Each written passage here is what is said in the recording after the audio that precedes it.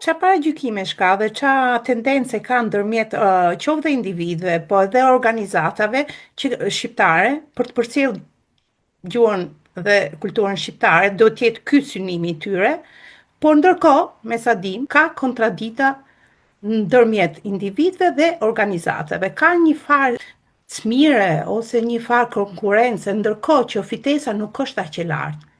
Nuk arrit ta kuptoj dhe qëllimi është sublim, është të mbështesim komunitetin shqiptar. Nuk arrit ta kuptoj, mund të Mirë, për shpjegosh këtë punën e paragjykimit?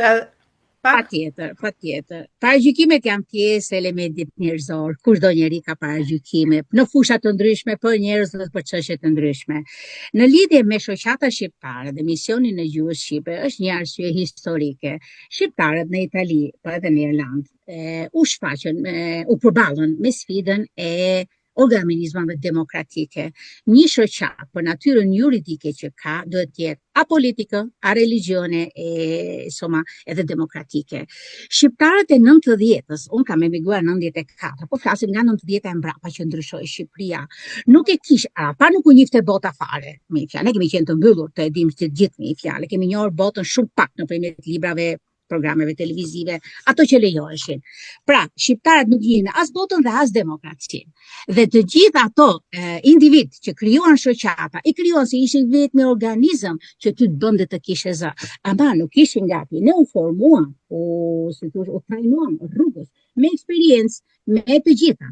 Dhe xhelozia dhe invidia që janë ndjenja njerëzore, po që në sasi, il margine, më i pakultuar je, më xheloz dhe më ignorant je, aty del tash i fakti, komuniteti shqiptar, përveç nevojave bazë të një pune dhe një shtëpie, e atë sigurisht dhe të ardhmën e fëmijëve, vetë si persona, sa kohë japin vetë kulturimit, që me gjuhën e vendit të vjen, dhe me sy dhe nga Shqipëria, ne çdo gjë i bëjmë i fjalë paralelisht, unë mësoj integrohem në Irlandë, po mësoj shoh dhe shëndon në Shqipëri, e njëjta gjë edhe në Itali ose në shtet tjetër. Pra, kjo do thotë është një analizë veçantë që mund ta bëjnë sociologët ose ekspertët, sa kohë dhe rizorse ekonomike harxhon komuniteti shqiptar për vetë kulturimin, pra për vetë demokratizimin, ne kemi mungesat të gjë. Pra, ne erdhëm një brez pa kulturë demokratike, edhe pa kulturë fetare, të shkruar, të thënë, të shprehur, e kemi marrë indirekt si edukat familjare, po që jo të shprehur në emër të Zotit ose për Zotin. Pra, ne u ndodhëm në vendin ku është Papa, në Itali, në rastin konkret, vend katolik, pra, gati 100% katolik, pa kulturë fetare dhe pa kulturë demokratike, se Italia nuk mund ta marrë që është demokratik. Personalisht, për sa i përket përqasjes dhe paragjykimeve që folëm, se nuk e çum deri në fund këtë mendim. Ekziston paragjykimi dhe përqasja jo e drejtë në shumë raste brenda organizatës, ndërmjet organizatave, dhe kjo pasqyrohet edhe ke njerëzit. Si është përqasja, si ka qenë më saktë dhe si vazhdon të jetë përqasja e komunitetit shqiptar për kundrejt këtij fenomeni? Pse? Shumë shqiptar thonë, unë nuk përqasem me atë organizatë se ato e bën për fitimin e vet. Ndërkohë që nuk është ndonjë fitim aq i madh sa të mbajnë jetesën.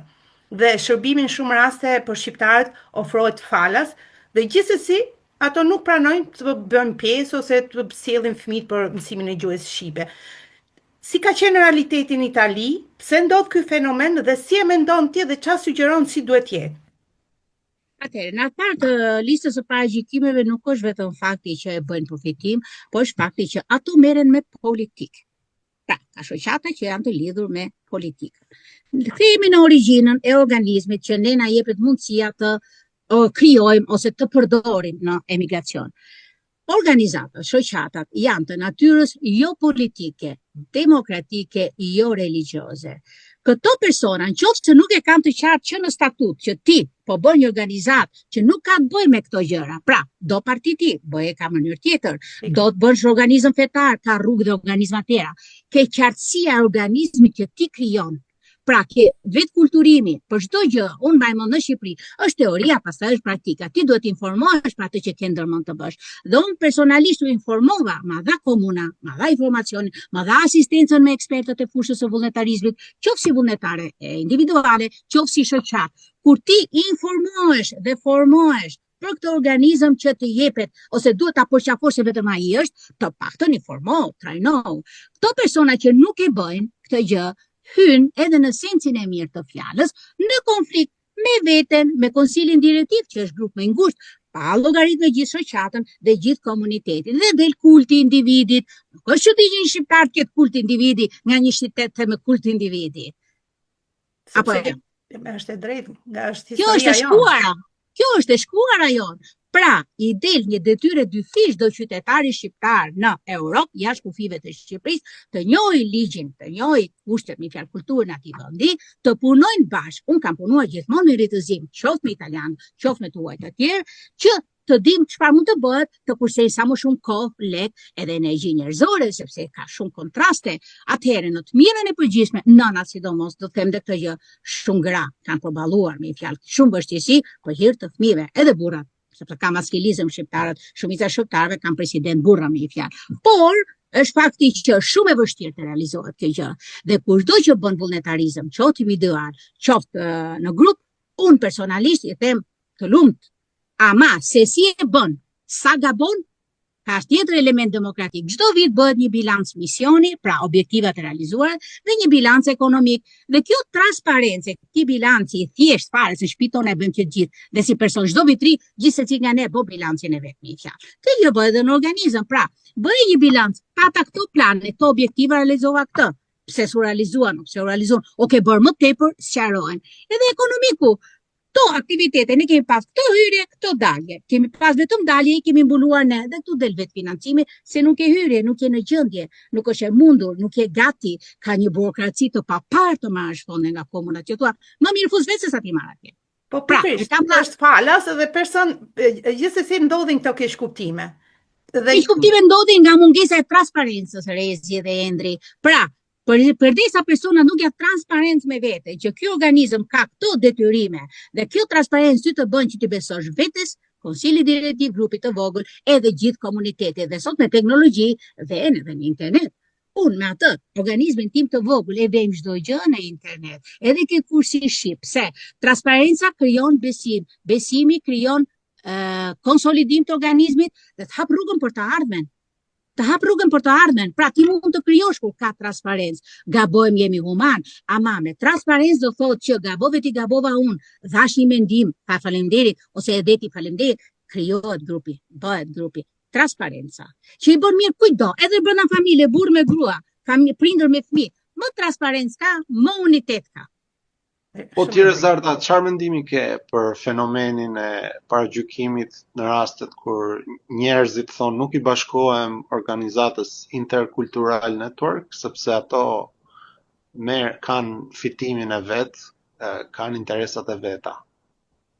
Atëherë janë dy situata krejt ndryshme. Me organizatën që ne kemi pas në Itali, siç tham, aktiviteti ishte falas dhe në atë kohë ishte shumë vështirë që prindrit të merrnin pjesë në eventet që ne organizoshim për sa i përket masinndhënies, aktiviteteve për festat e nëntorit.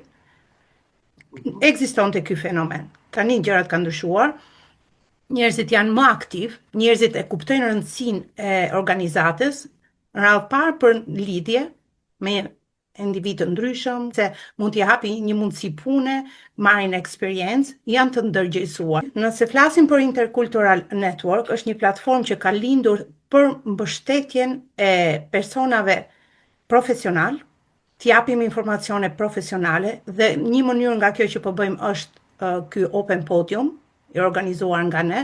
Ne nuk kemi për momentin fonde ose përfitime vetjake. Të gjithë anëtarët dhe kryetari i bordit punojmë në iniciativën tonë, sepse besojmë që diçka sa do të vogël të bëhet për komunitetit është e dobishme. Por me një qëllim sublim, ruajtjen traditat, përcjelljen e vlerave shqiptare. Ky është një ndër qëllimet më kryesore që ka organizata jonë. Që të zgjerohet dhe njerëzit janë të mirëpritur, të bashkohen, të japin kontributin e vet, pse jo, ne jemi më se të hapur. Dhe i ftojmë të gjithë. A jeni gatshëm të operoni dhe në Irlandë? Po, ja kam propozuar dhe Lilianës, por përgjigjja Lilianës dhe ishte shumë korekte, është rezart, unë nuk jam gati për momentin. Nuk jam puqur akoma. Po mbase me organizata tjera ose me individ tjerë, jeni të gatshëm të bashkëpunoni? Ne jemi të kënaqur si kur Liliana të hapi një organizat vetën, ose edhe qofte edhe me kursin e gjuhës që bën, ne do të bashkëpunojmë me Lilianën, jemi shumë të hapur, ne jemi në rrugtim e sipër, sa po kemi filluar. Urojmë që shumë kusht na bashkangjitet organizatës tonë, sepse vetëm nuk ecet. Qoftë edhe me një grup të vogël nuk ecet. Unë jam që t'jemi të gjithë bashkë, bashkëpunojmë bashkë, qoftë edhe me organizatat e tjera.